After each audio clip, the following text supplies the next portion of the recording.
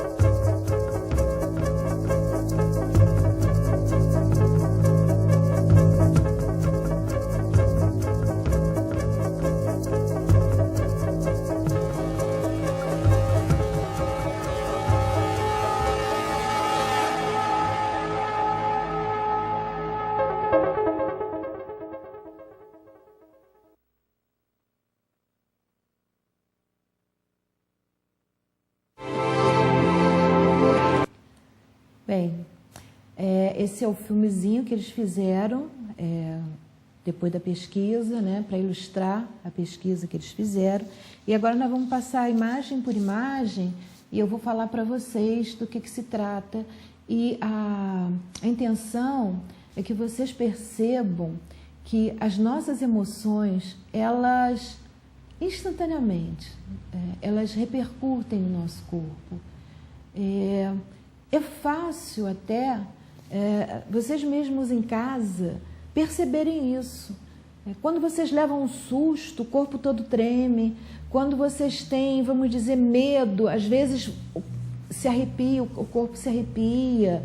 Às vezes a pessoa tem vontade de ir ao banheiro. Uma pessoa que sinta muito medo, de repente, ela normalmente é uma possibilidade ela se urinar em toda, porque há um efeito imediato.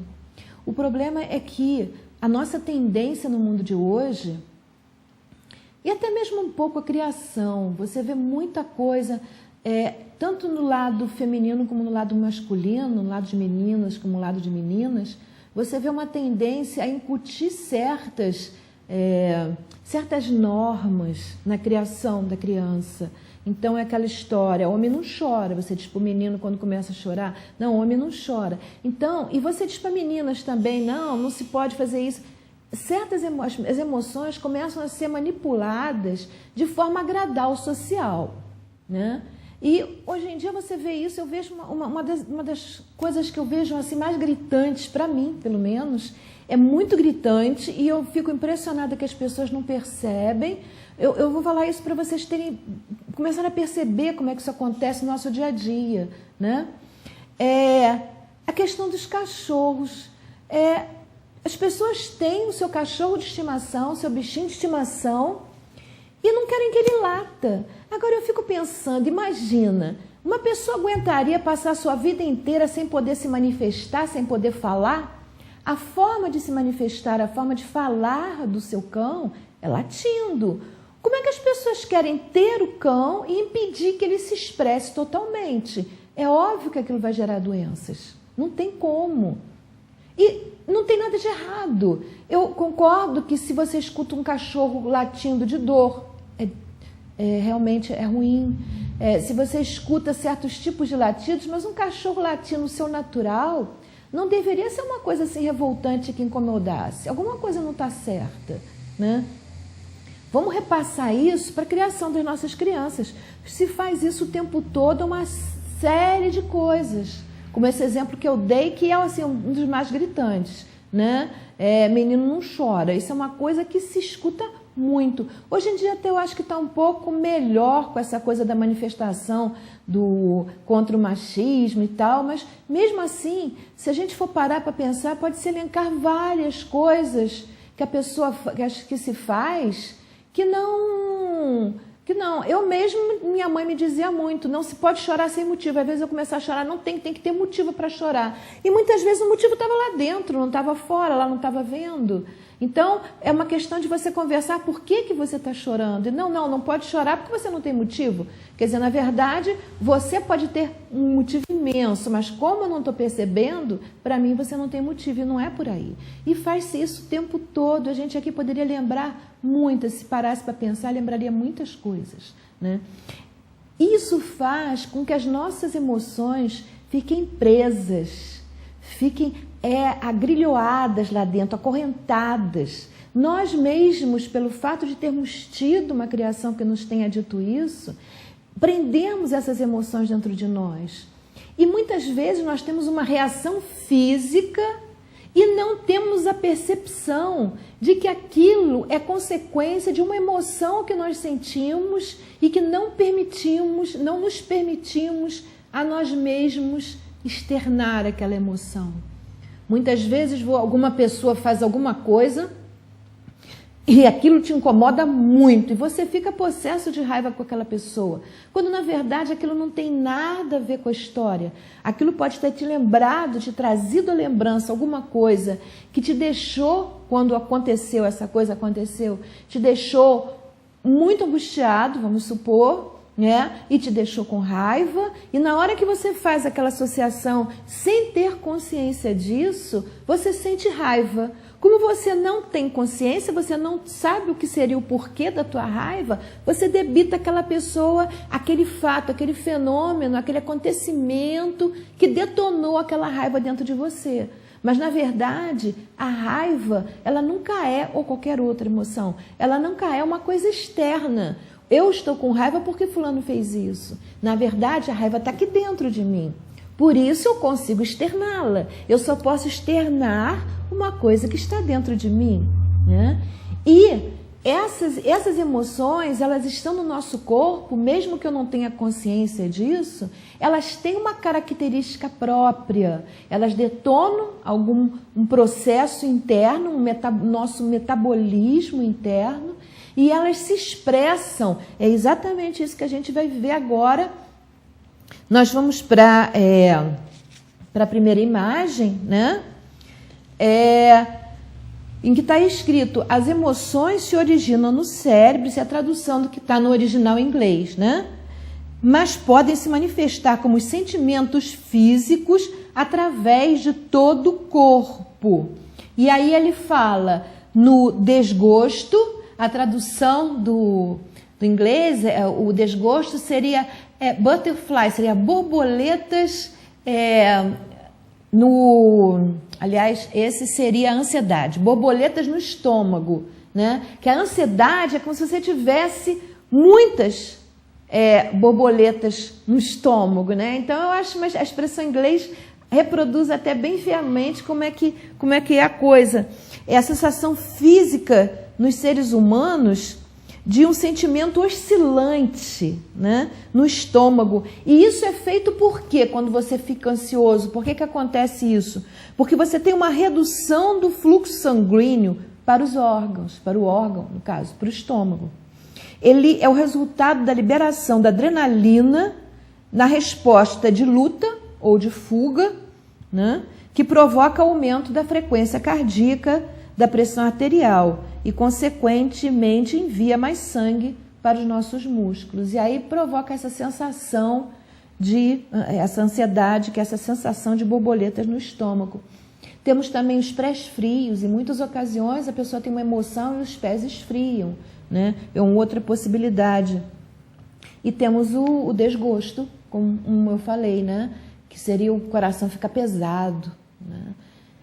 Então, de acordo com a emoção, você vai ter uma repercussão, né? Como ele disse ali, ela vai se originar no cérebro, mas ela vai se manifestar como sentimentos físicos através de todo o nosso corpo. Na verdade, como eu falei no começo, o que acontece é a mente, o nosso cérebro, como sendo uma ponte entre as nossas emoções, né, e entre o nosso físico. Nem sempre essas emoções são provenientes de sensações, são coisas diferentes.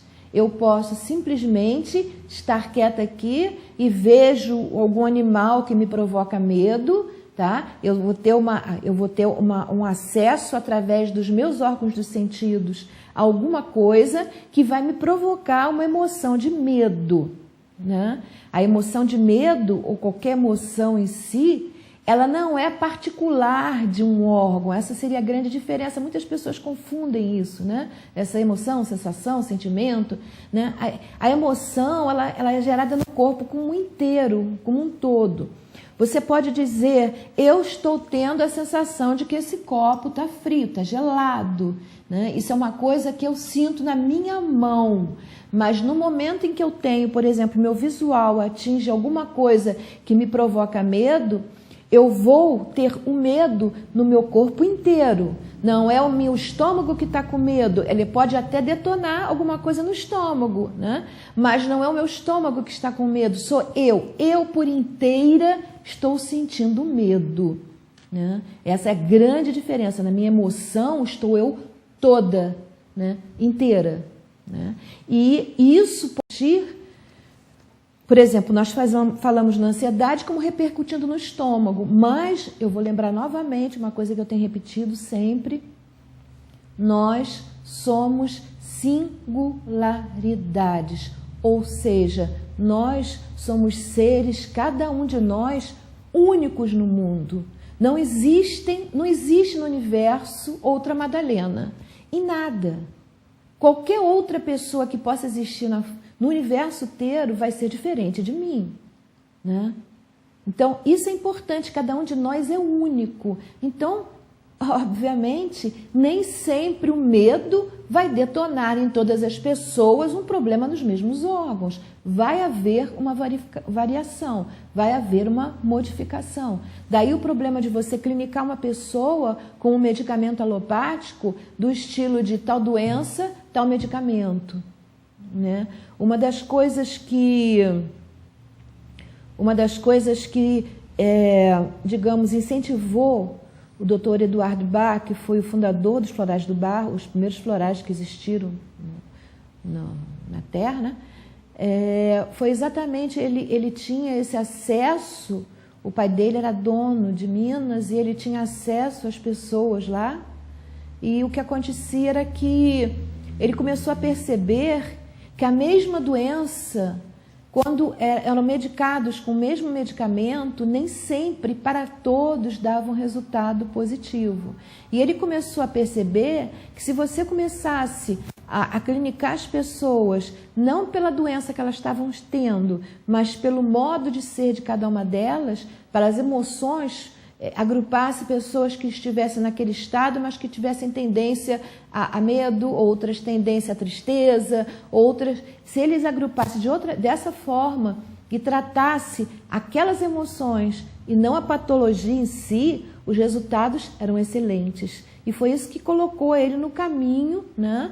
Ele se formou médico e continuou trabalhando nisso, até que chegou a uma hora em que ele disse, não tem jeito. Ele primeiro disse que não tinha jeito com a alopatia e foi para a homeopatia. Não é esse o caminho da cura. E aí ele disse, não, também não é esse o caminho da cura verdadeira, né? Ele achava que o semelhante, curar semelhante, não é uma boa política. Então ele preferiu a ideia de você tratar, por exemplo, um sentimento de medo com um sentimento de coragem, né? E foi procurar flores que fizessem isso. Isso foi uma parte para vocês compreenderem essa questão de que somos todos únicos na face da Terra.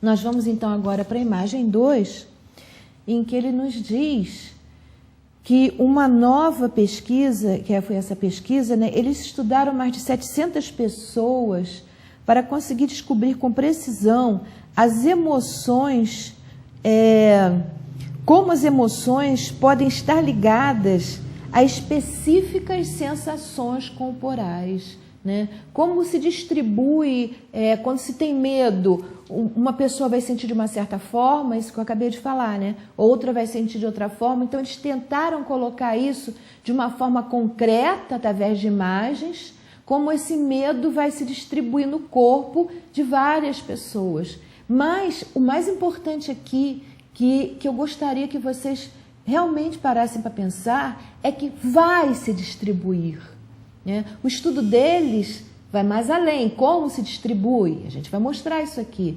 mas é importante essa primeira frase, essa primeira fase da questão, que vai se distribuir, nossas emoções vão se externar, né, através do nosso corpo. E daí, se nós não permitirmos que essa emoção aflore, que essa emoção venha à tona, aquela energia vai ficando localizada e vai ficando patológica e vai gerar fatalmente uma doença. Por mais que você acredite que fez uma cura daquela doença, e aparentemente pode até existir uma cura, um tumor que exista naquele local, você pode fazer um exame, foi embora, daqui a pouco volta, né? O que é tão frequente, por exemplo, no que as pessoas chamam de metástase. Mas existem muitas outras doenças, só que muitas vezes a pessoa, isso pode demorar 2, 3, 4 meses para voltar, e a pessoa não percebe que isso não foi uma coisa nova que veio, já é antiga que está retornando, porque a energia não foi limpa. Para a energia ser limpa, a pessoa tem que mudar, é a única forma, não tem outra. Você tem que deixar sair de você aquela emoção que está te matando. É isso, em poucas palavras é isso, né? Então agora nós podemos ir para a imagem 3, ele mostra a imagem da felicidade, como ela se expressa no nosso corpo, né? E os pesquisadores, ele conta como é que foi feito, que os pesquisadores usaram histórias, vídeos, imagens para provocar respostas emocionais em pessoas e depois usaram um computador para mapear as mudanças físicas que ocorreram. Você vê, essa pessoa aí no caso, na nossa imagem, ela está vendo uma cena que traz felicidade a ela e o corpo reagiu dessa forma, né? O corpo num estado de equilíbrio total, sem interferência nenhuma sensorial externa, ele fica de num certo estado e vai se transformando à medida que vai recebendo esses estímulos sensoriais. No caso, esse foi o estímulo da felicidade que gerou esses dois tipos de frequências. Na realidade, a frequência está sendo mapeada através de cor, mas o que está acontecendo no corpo realmente é as cores diferentes que você vê são modificações nas frequências corporais. E é exatamente essa modificação nas frequências corporais que faz com que o nosso corpo gere fluidos diferentes, que provoquem fatos diferentes no nosso corpo, ocorrências, fenômenos diferentes no nosso corpo. Pode aumentar nosso ácido úrico, pode diminuir nosso ácido úrico. São exatamente essas frequências que vão fazer essas modificações. Na nossa imagem número 4, nós temos respostas que estimulam o corpo, que eu até já falei isso, foram registradas como cores quentes, enquanto as respostas que deprimem o corpo foram registradas como tons frios. Então, as respostas estimulantes, né, foram registradas como cores quentes, que é aquela imagem que vocês estão vendo do lado esquerdo, que é exatamente a resposta à imagem anterior, que a gente viu a resposta à questão da felicidade. E a outra, na direita, ela foi registrada com um tom frio. Nós vamos vê-la numa imagem mais à frente, que emoção é essa. Né? Na imagem seguinte, nós vamos poder ver como algumas emoções ativam fortes sensações na parte superior do corpo. Essas emoções, especificamente, elas ativam mais a parte superior do corpo, que é a raiva, vocês estão vendo à esquerda, o medo, vocês estão vendo ao centro, e o nojo, vocês estão vendo à direita. Né? A parte superior do corpo, nessas emoções, é muito mais estimulada do que a parte inferior do corpo. Na nossa outra imagem, nós vamos ver como as imagens que ativam sensações na parte inferior do nosso corpo. E algumas emoções ativam sensações na parte superior do corpo e também na parte inferior do nosso corpo. Então, nós temos aí a depressão, né? Temos a tristeza, ativando tanto a parte superior como a parte inferior, e temos a vergonha. Né? Vocês percebam que elas ativam ambas as partes do nosso corpo. Na próxima imagem, nós vamos ter algumas emoções separadamente. O mapeamento das emoções físicas, ela pode levar a novos métodos para compreender o processamento emocional da pessoa e identificar, inclusive, transtornos de humor, né, que gerariam as nossas patologias. Nós aí temos a surpresa, como ela se manifesta no nosso corpo. Essa é a emoção de surpresa. Tá? Na próxima, a surpresa atingiu as duas partes do nosso corpo. Na próxima, nós temos o orgulho, né? Atingindo muito mais a parte superior do nosso corpo. Na seguinte, nós vamos ter o amor, né? E ele vai nos mostrar ainda mais uma que é a inveja, como ela se manifesta no nosso corpo. Então, eu acho que isso foi importante para vocês terem alguma coisa concreta na mão, para não ficar só naquela, eu acho, pode ser que sim, pode ser que não, fulano falou isso, Beltrano falou aquilo, né? Então, eu não gosto muito de... Buda sempre dizia, nunca acreditem em nada do que eu digo, mas sempre usem o que eu falo para pensar.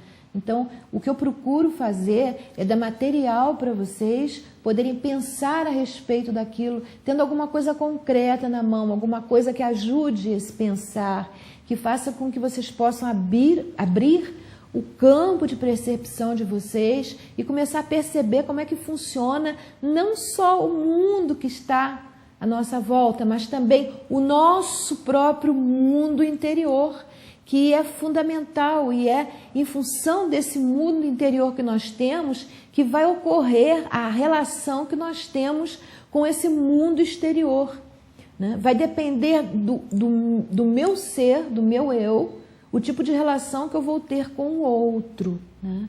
Então, a gente procurar ter um equilíbrio de não querer deixar ser também quem somos, e que isso é o que mais acontece, para podermos ter um bom relacionamento com o outro. Na verdade, nós não estamos tendo, isso é uma ilusão, nós não estamos tendo um bom relacionamento com o outro, nós estamos tendo uma boa encenação com o outro, e isso gera doença, porque no momento em que eu deixo de ser quem eu sou, para que ser quem seria conveniente socialmente falando, né?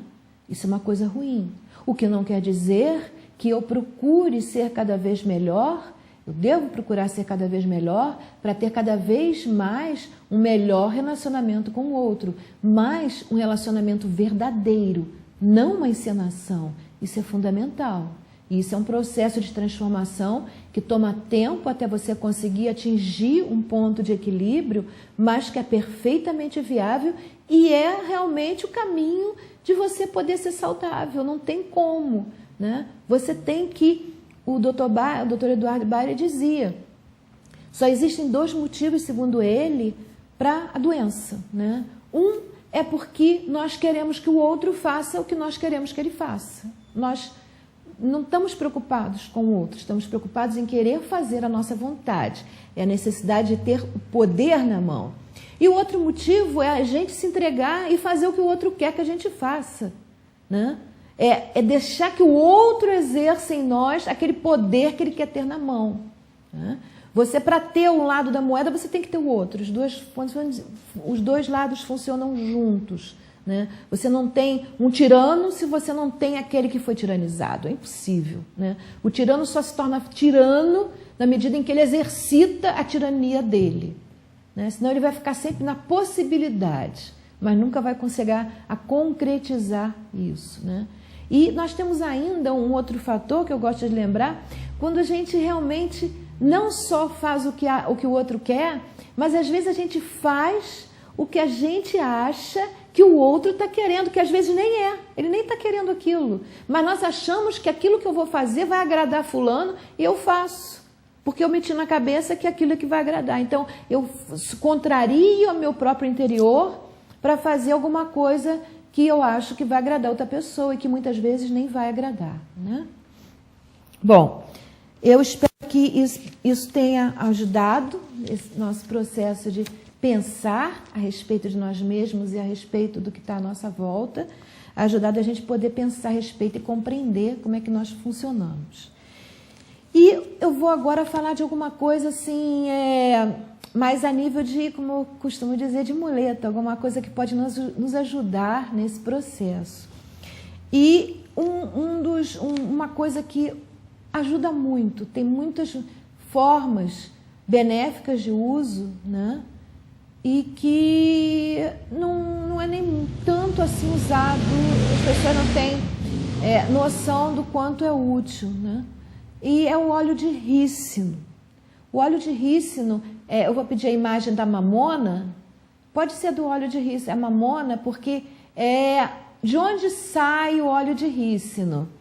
ele é obtido a partir das sementes da mamona. Vocês estão vendo a mamona aí. E a partir das sementes é que 40% a 50% delas é óleo, né? E a partir delas, então, se extrai o óleo de rícino. Está aí o óleo que é extraído da semente da mamona. Bem, esse óleo, ele é altamente a mamona, ele é altamente tóxica. A mamona é altamente tóxica, mas o óleo que é extraído, ele não é tóxico, tá? Então, o óleo, a mamona em si, ela não deve ser usada, mas o óleo dela, ela não tem toxicidade nenhuma.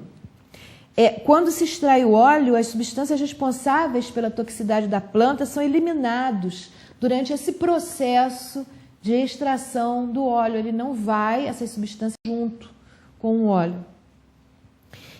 Mas, apesar disso, apesar de não ser tóxico, ele é como a babosa. Ele não pode ser usado por pessoas grávidas porque ele é abortivo. Ele faz um processo bom de limpeza, e nesse processo de limpeza é um processo diferente da babosa. Cada planta tem a sua própria história, né? A sua própria função. Mas nesse processo de limpeza, ele também vai considerar o feto como sendo um intruso e vai eliminar também, vai provocar um aborto. Então, pessoas grávidas não devem usar em hipótese alguma, né?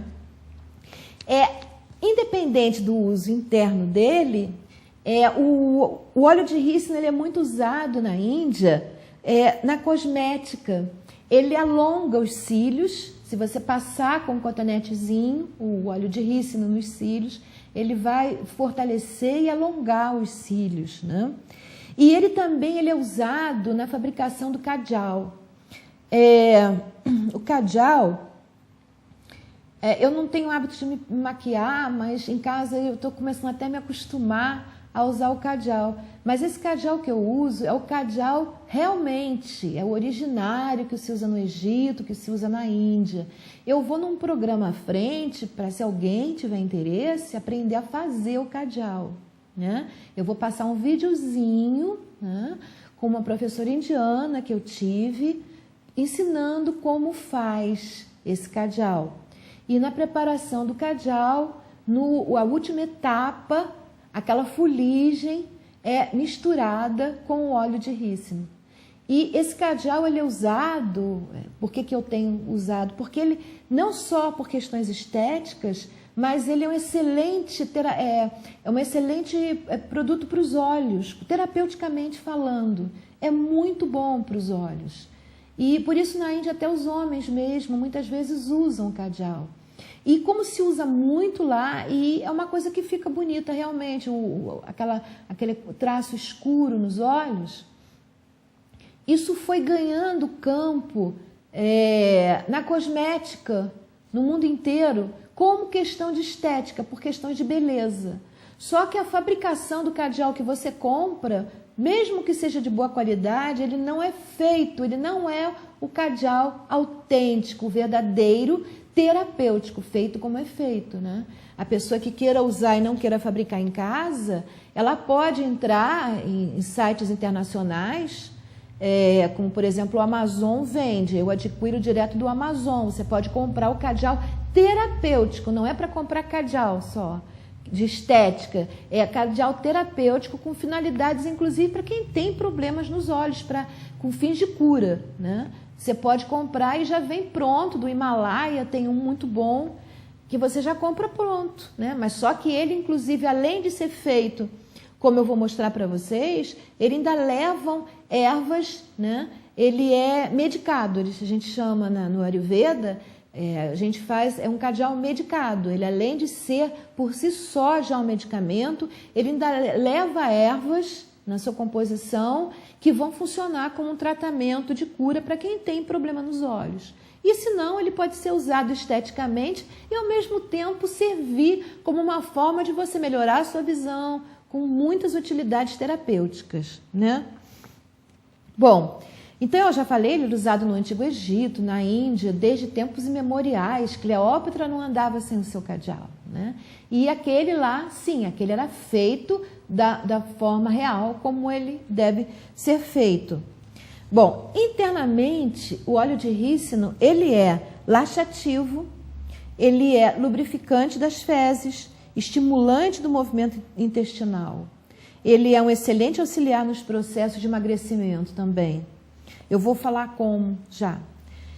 Externamente, ele é muito indicado para massagens, peles muito secas, com problemas também, se a pessoa tem uma psoríase, alguma coisa assim, reumatismo, dores articulares. Eu vou depois ensinar como é feito esse tratamento de pele no Ayurveda, em que se usa muito o óleo, o mais usado seria o óleo de gergelim, mas se a pele tiver um problema específico, você pode usar o óleo de rícino, sendo que o óleo de gergelim, no caso, serviria para qualquer pele. Num outro programa nós vamos falar sobre isso. Externamente, também ele é indicado para problemas nos ouvidos e dores. Ele, nesse caso, você pode preparar o óleo medicado com alho, colocar num algodão embebido no ouvido e massagear com esse óleo atrás da orelha. Você pode esmagar o alho um pouco, colocar dentro do óleo, deixar aquilo ali e usar esse óleo que vai estar medicado, no caso, com alho, para problemas no ouvido. Não só para botar o algodãozinho embebido, como massagear atrás da orelha, né? Lembro aqui, eu mando um abraço para ele, o senhor Nelson, ele me telefonou e falou do zumbido dele do ouvido, eu indiquei o óleo de trombeta, mas ele pode também fazer isso que eu acabei de falar aqui. No caso dele, pode ser um grande auxílio também, ele pode até intercalar os dois. Muitas vezes um tratamento sozinho não produz efeitos tão bons quando você vai intercalando um e o outro. Isso é uma coisa que eu uso sempre e muitas vezes até de tentativa e erro, porque às vezes não é um ou o outro que faz efeito, às vezes os dois fazem, mas de qualquer forma você só vai perceber conforme você for usando, né? Inclusive no óleo de trombeta é um óleo realmente difícil de ser encontrado. Ele está sendo muito usado pela indústria farmacêutica e, consequentemente, ele começou a sumir do mercado. É assim que acontece. Infelizmente, o processo manipulativo é esse, né? Mas essa, então, seria uma outra boa opção. A melhor forma de usar internamente, com efeito laxativo ou de lubrificante das fezes, ou como estimulante do movimento intestinal, ou até, como eu falei agora há pouco, como auxiliar nos processos de emagrecimento, seria, não sempre, mas tomar em jejum um copo com água morna com uma colherzinha de chá de óleo de rícino. Quem está tomando limão de manhã pode tirar um dia, em vez de ser o limão, colocar uma colherzinha de chá de óleo de rícino puro, né? É o castor oil, óleo de castor. Ele não deve, em hipótese alguma, não é o mesmo caso do limão. Ele pode ser tomado esporadicamente, ele não deve ser tomado sempre, porque ele irrita um pouco as mucosas. Então, uma coisa esporádica. Por exemplo, você pode usar semanalmente, num caso de você estar doente, né? No caso de você querer apenas manter o seu intestino limpo, e aí quando eu falo intestino limpo, eu já expliquei para vocês que não é a questão de você ter prisão de ventre, é a questão de você limpar também as paredes do intestino. E aí você pode fazer uma vez a cada 15 dias, né? Ou uma vez por mês, dependendo de como está a sua situação, a sua saúde, né? No caso, sim, de muita prisão de ventre ou de fezes muito duras, que aí é um caso em que as paredes provavelmente vão estar bastante cheias de toxinas, né? Você pode tomar esse copo de água morna com uma colher de sopa de óleo de rícino.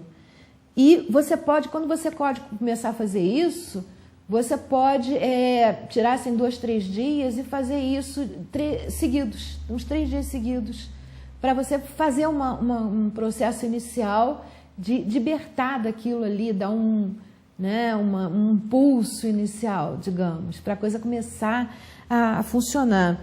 E aí, no caso, você pode até provocar uma diarreia catártica, o que é bom, né?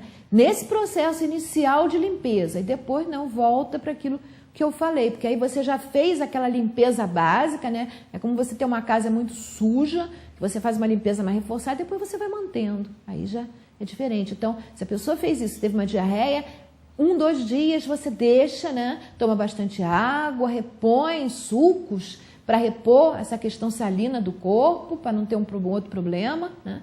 E deixa aquilo sair e limpar. Vai ser extremamente benéfico, né? Temos aí, então, uma outra muleta que pode ser muito útil no nosso processo de desintoxicação e é aquilo que eu falei, a gente vai ter que tentar um, tentar outro e podem existir vários que sejam positivos para a gente. A gente pode perceber que nosso corpo aceita um deles melhor do que o outro. Então, cabe a cada um de nós desenvolver essa sensibilidade de assumir a sua responsabilidade de cuidar do seu próprio corpo. Ninguém cura ninguém. O que um bom profissional da saúde tem obrigação de fazer é ajudar aquela pessoa a promover, a desenvolver, a encontrar o caminho da sua cura. Só isso. Porque, na verdade, a verdadeira cura vai vir a partir de dentro de nós mesmos. A nossa doença surgiu lá dentro. Então, é lá dentro que tem que surgir a cura e, à medida que for surgindo, for expelindo, eliminando todos os restícios de doença que possam estar dentro de nós. Na realidade, esse é o verdadeiro processo curativo, certo? Então, vamos hoje... Deixa eu beber um pouquinho d'água. E hoje, nós, em vez de contarmos, não é exatamente uma historinha, mas é um texto que eu vi algumas coisas circulando pela internet e fui atrás do original e realmente, né, um discurso de Brian Johnson, que foi presidente da Coca-Cola de 1986 a 1991. Aí as pessoas dizem que foi o discurso quando ele largou a presidência. Isso não tem, isso consta apenas o que eu tenho de concreto, né, realmente de oficial, é que isso foi um dos discursos dele, né, em algum momento, e eu até acredito, porque está muito bem feito, me pareceu bastante autêntico. O que também no nosso caso não importa, importa a gente aproveitar o que ele disse, se foi autêntico ou não, outras conotações em torno, não nos importa nessa hora. Mas vamos tentar pensar sobre o que ele falou, porque é uma coisa muito assim, verdadeira, e é um outro modo de você olhar para o nosso estar no mundo. E eu achei que vale a pena a gente destacar isso, né? Nós temos a imagem 1, né? E nós temos na nossa imagem 5 bolas. E ele nos diz assim, podemos ver a imagem 1, são as nossas 5 bolinhas. Ele diz, imagine a vida como um jogo em que você esteja fazendo malabarismos com 5 bolas no ar. Então, nós vamos imaginar nossas 5 bolas e vamos agora, na imagem 2, vamos imaginar que nós estamos o tempo todo fazendo malabarismos com essas 5 bolas no ar. Aí ele diz, essas bolas, essas 5 bolas são, aí tem a nossa terceira imagem, o trabalho, a família, a saúde, os amigos e a vida espiritual. E nós temos o tempo todo, a nossa vida é isso, de uma certa forma, manter, através daqueles malabarismos, essas bolas no ar, né? Se nós queremos uma vida saudável e feliz, nós temos que nos esforçar para não deixar nenhuma delas cair. Aí ele diz assim, e aí vem a imagem 4, em que eu destaquei a bola do meio. Ele diz, você logo vai perceber que o trabalho é uma bola de borracha. Se você soltá-la, ou seja, se a bola que cai é essa, ela cai e volta, né? Aí tem a imagem 5. Mas as outras bolas, a família, a saúde, os amigos e o espírito, tá? Vocês veem que elas estão circuladas diferente, porque elas não batem em volta, elas não são de borracha, né? Se você soltar qualquer uma dessas outras, ela ficará irremediavelmente lascada, marcada, arranhada, ou mesmo até quebrada. E nunca mais ela vai voltar a ser a mesma, dificilmente. Até acredito que volte, eu não gosto de dizer que nunca é viável, mas nunca é possível. Tem experiências na minha vida em coisas que eu achei que eram impossíveis e aconteceram. Então, eu não digo que seja impossível, mas de qualquer forma o esforço para você fazer a recuperação de uma dessas 4 bolas é muito grande. Enquanto trabalho, você consegue trabalhar com aquela questão que você teve e às vezes sair até melhor do que estava antes, né? Então, é preciso entender que devemos apreciar e nos esforçarmos para cuidar da melhor forma possível do que é mais valioso. Trabalhe com competência no seu horário de trabalho, no escritório, mas deixe o seu trabalho no horário. Use o seu tempo com a sua família e com os seus amigos também. Então, vocês vejam, ele frisa bem, mas ele fala nas 2 partes, porque se você não trabalhar com competência no seu horário de trabalho, você vai desenvolver em você um processo de incompetência. E essa energia de incompetência, ela vai se manifestar depois no resto da sua vida, na hora em que você estiver com os seus amigos também. Então é importante você ser competente em tudo que você fizer na sua vida. É importante você estar feliz em tudo que você fizer na sua vida. A sua vida só vai ter uma plenitude se você conseguir trabalhar com as 5 bolas em equilíbrio. Senão, se você tiver sempre uma caindo, uma quebrando, uma que não está bonita, não está... vai ser sempre uma coisa enegrecendo a sua vida toda. Então, é procurar ter essa consciência de que é antes para cada um de nós que façamos bem feito o nosso trabalho, tenhamos amor por ele, estejamos felizes na hora em que nós estamos concretizando o nosso trabalho. Mas que nós saibamos que tem a hora de parar, tem a hora que eu tenho que largar o meu trabalho e cuidar também do resto.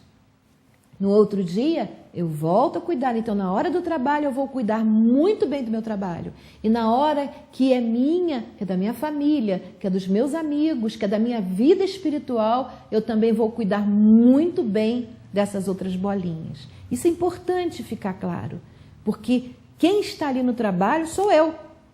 E se eu estou infeliz no trabalho, essa minha infelicidade vai comigo depois para casa, né? Então, uma bola influencia na outra. As 5 têm que trabalhar em conjunto. Se uma não está legal, se uma está mais desequilibrada, mais pesada, mais isso ou mais aquilo, ela não vai permitir que as 5 funcionem bem em conjunto. Por isso é que ele diz, trabalhe com competência no seu horário de trabalho, no escritório, mas deixe o seu trabalho no horário. Use o seu tempo com a sua família e com seus amigos. Faça exercícios, coma, descanse adequadamente e, sobretudo, cresça na sua vida espiritual, em sua vida interior, que é transcendental, porque é eterna. Shakespeare dizia, sabes por que sempre me sinto feliz? Porque não espero nada de ninguém. Faço bem a minha parte, né? Consigo fazer malabarismo bem com as minhas bolas. Esperar sempre dói. Os problemas não são eternos e sempre tem solução. O único que não tem solução é a morte. A vida é curta, por isso ame-a. É assim que ele terminou o discurso dele. Então, o finalzinho, a última frase que ele diz é a última imagem que nós vamos ter aí. Ele diz, viva intensamente e lembre-se, antes de falar, escute. Antes de escrever, pense. Antes de criticar, examine. Antes de ferir, sinta. Antes de orar, perdoe. Antes de gastar, ganhe. Antes de se render, tente de novo. E antes de morrer, viva. Bom, estamos chegando ao final do nosso programa.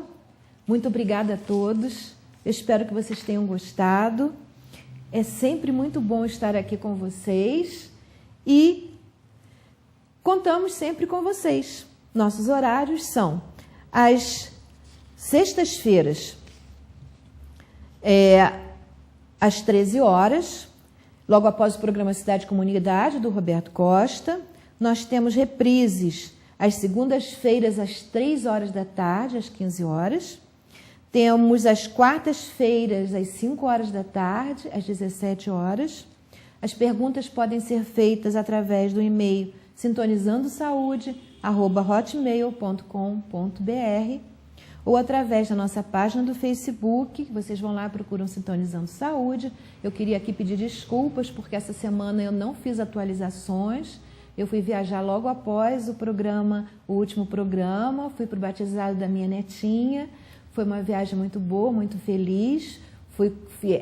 Estive com os meus 2 netos juntos, né? Um que está aqui sempre comigo, o outro lá, mas foi muito bom reunir a minha família, eu fiquei muito feliz, mas só voltei para esse programa agora. Então, esse fim de semana, hoje, amanhã, eu já vou atualizar não só as atualizações da página antiga, mas do programa anterior, mas as atualizações desse programa aqui. Então, eu peço desculpas por essa estacionado que a página teve, mas vocês vão agora ter novamente, vai voltar ao normal. E vocês podem curtir a nossa página, vão ter sempre acesso às nossas atualizações. Se vocês tiverem dúvidas, vocês podem ligar para 22429941, dúvidas ou perguntas, ou então para o meu telefone pessoal, 2237-0720. Lembrando que se alguém tiver interesse em adquirir a babosa, o produto feito à base de babosa, com a receita do Frei Romano Zago, ele vem do Rio Grande do Sul e eu tenho esse produto para entrega imediata. O programa pode ser visto também na TV Vila Imperial, canal 19, ou vocês podem ir no site da TV Vila Imperial, que é www.tvvilaimperial.com.br. Vocês podem ir na página do Facebook da TV Vila Imperial e lá vocês vão entrar com o TV Vila Imperial, vocês podem curtir a página deles, ter acesso ao nosso programa ou a outros programas, e isso aí pode ser feito, ver através de dispositivos móveis também. Vocês podem ter acesso. Então, muito obrigada, foi muito bom estar com vocês, até o nosso próximo programa. Paz, saúde, alegria e bem para todos. Now if you need me, call me, no matter where you are, no matter how far. Don't worry, baby, just call out my name. I'll be there in a hurry, you don't have to worry. But baby, there ain't no mountain high enough, ain't no valley low enough, too low, ain't no river wide enough to keep me from getting to you, baby. Remember the day I set you free, I told you